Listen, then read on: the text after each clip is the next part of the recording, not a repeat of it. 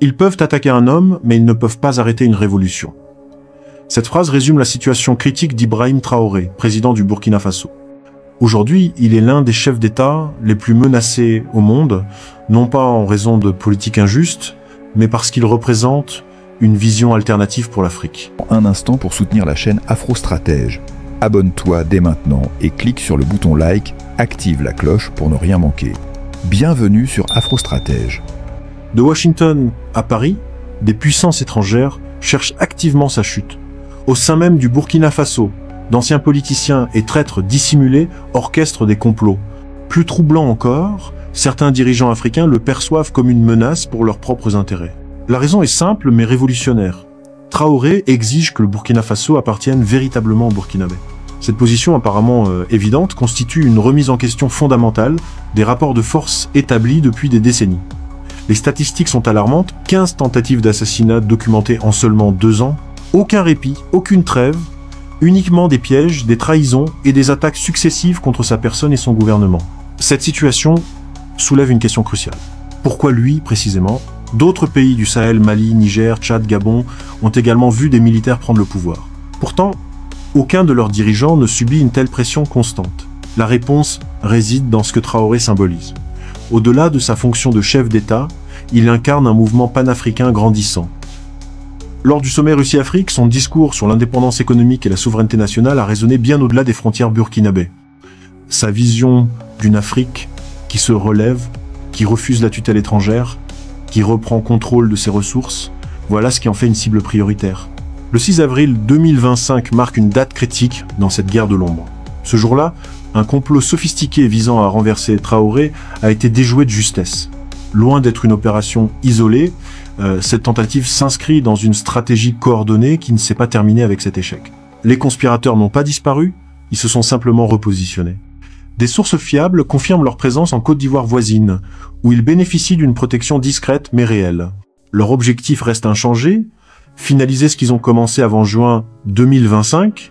Face à cette menace persistante, Traoré a déployé ce que certains analystes nomment la doctrine de confinement, une refonte complète de son dispositif sécuritaire. Cette stratégie ne se limite pas à renforcer sa garde personnelle, elle représente une transformation profonde de son environnement opérationnel. La garde présidentielle a été intégralement reconfigurée. Dans un contexte où la trahison peut venir des rangs même censés protéger le président, chaque membre a été soumis à des enquêtes approfondies sans précédent. L'analyse ne s'est pas limitée au parcours professionnel, elle s'est étendue aux affiliations familiales, aux opinions personnelles, aux réseaux d'amitié et aux contacts internationaux. Parallèlement, les systèmes de communication obsolètes, véritables passoires pour les services d'espionnage étrangers, ont été remplacés par des infrastructures ultra sécurisées. Chaque message est désormais surveillé, chaque tentative de transmission d'informations sensibles immédiatement détectée et neutralisée. Plus significatif encore, la réactivation des services de contre-espionnage avec un mandat élargi. Auparavant concentrés sur les menaces extérieures, ces services scrutent maintenant l'intérieur même du gouvernement. Ministres, chefs de police, commandants militaires, personne n'échappe à cette surveillance stratégique. Tout signe de déloyauté entraîne un éloignement immédiat des centres décisionnels. La stratégie la plus innovante de Traoré réside dans sa mobilisation des volontaires pour la défense de la patrie, VDP. Initialement formés pour protéger les villages contre les attaques terroristes, ces citoyens armés constituent désormais un rempart vivant autour de la révolution. Contrairement à certains segments de l'armée conventionnelle, les VDP n'entretiennent aucune allégeance envers l'ancien ordre colonial. Après la dernière tentative de coup d'État, leur mission s'est considérablement élargie, présence dans chaque région stratégique, surveillance active, transmission d'informations directement au palais présidentiel. Ce réseau de vigilance populaire constitue un filet de sécurité sans précédent. Aucun complot, aucune trahison, aucune réunion clandestine ne peut désormais échapper à cette toile nationale. Ce qui était autrefois une force d'autodéfense villageoise s'est transformé en bouclier national contre toute forme de subversion. Le ministère de l'Intérieur a déployé discrètement un système biométrique ultramoderne. Présenté officiellement comme un simple recensement démographique, ce dispositif permet un suivi précis de toute personne identifiée comme menace potentielle. Déplacements, rencontres, communication téléphonique. Rien n'échappe à cette surveillance ciblée. Les participants au complot du 6 avril font l'objet d'une attention particulière, avec une surveillance continue. Cette approche suscite des critiques, notamment à l'international, où certains accusent Traoré d'instaurer un régime autoritaire basé sur la surveillance technologique. Pour les partisans du président, ces critiques relèvent de l'hypocrisie. Ils rappellent les violences subies par le pays, les villages incendiés, les enfants déplacés, les conspirations avec des puissances étrangères. Comme l'affirme Traoré lui-même, le Burkina Faso ne traverse pas une simple transition politique, mais une véritable révolution. Entre septembre 2022 et septembre 2023, 4 tentatives de coup d'État ont été déjouées. Face à ces premières attaques, Traoré a fait preuve d'une clémence inattendue, se contentant d'éloigner les conspirateurs sans représailles majeures.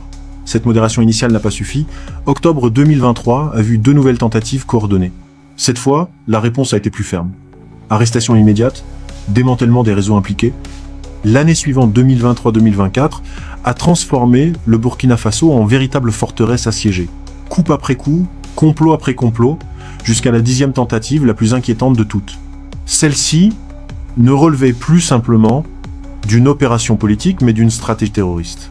Dans l'ombre, Paul-Henri Damiba, exilé au Togo, avait patiemment construit un réseau complexe, soldats infiltrés, cellules dormantes, groupes terroristes armés, soutien logistique depuis la Côte d'Ivoire. L'attaque sur Barça-Logo, ville stratégique proche de la capitale, a fait des centaines de victimes. L'objectif dépassait la prise de territoire. Il s'agissait de fracturer l'armée, semer la panique, provoquer une mutinerie généralisée. Cette tentative a également échoué. Traoré a contre-attaqué avec détermination, neutralisant les traîtres, dispersant les rebelles et consolidant sa position. Une victoire militaire doublée d'un message politique, le Burkina Faso ne cédera pas. Au-delà des conspirations armées, Traoré affronte une guerre médiatique implacable. Chaque apparition dans les médias occidentaux s'accompagne d'un angle critique, comme si ses réalisations pour son peuple étaient systématiquement occultées. Récemment, un haut responsable militaire américain, AFRICOM, a insinué que Traoré détournait l'or du pays pour sa protection personnelle, une accusation grave contredite par les faits. D'autres articles ont suggéré un enrichissement personnel alors que le président maintient un style de vie modeste, utilise des véhicules fonctionnels et reste constamment au contact de la population. La dernière stratégie en date consiste à l'accuser de cibler spécifiquement l'ethnie Peul. Cette allégation a provoqué des manifestations en France, avec des appels à sa démission. Pourtant, aucun journaliste basé au Burkina Faso n'a corroboré ces accusations. Ces narratifs proviennent systématiquement de voix extérieures, déconnectées des réalités du terrain. Ce qui se joue au Burkina Faso dépasse largement les frontières nationales. Traoré n'est pas seulement l'espoir d'un pays, il est devenu un symbole pour toute l'Afrique. Il démontre la possibilité d'un leadership africain fier, intègre et déterminé à transformer réellement son pays. Cette dimension symbolique explique l'acharnement contre sa personne. Si Traoré réussit, son exemple pourrait inspirer d'autres nations. Si ses ennemis parviennent à l'éliminer, la révolution qu'il a initiée risque de s'éteindre, et l'Afrique pourrait attendre des décennies avant qu'un autre leader de sa trempe n'émerge.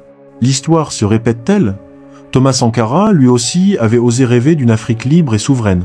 Sa trahison et son assassinat ont plongé le continent dans des années d'attente d'un nouveau héros prêt à défier le système établi.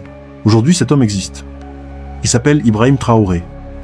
Cependant, au lieu de soutenir cette vision d'émancipation, certains choisissent la trahison, préférant l'argent et les promesses étrangères à l'avenir de leur propre nation. Plus troublant encore, une nation voisine, la Côte d'Ivoire, semble activement soutenir ceux qui cherchent à déstabiliser le Burkina Faso. Face à ces menaces multiples, les nouvelles mesures de protection mises en place autour de Traoré offrent peu être une lueur d'espoir. Cette fois, la révolution africaine tiendra-t-elle bon? La question reste posée. Mais une chose est certaine, ils peuvent attaquer un homme, mais ils ne peuvent pas arrêter une révolution. Rejoins-nous dans notre nouvelle vidéo ou explore notre playlist pour aller encore plus loin.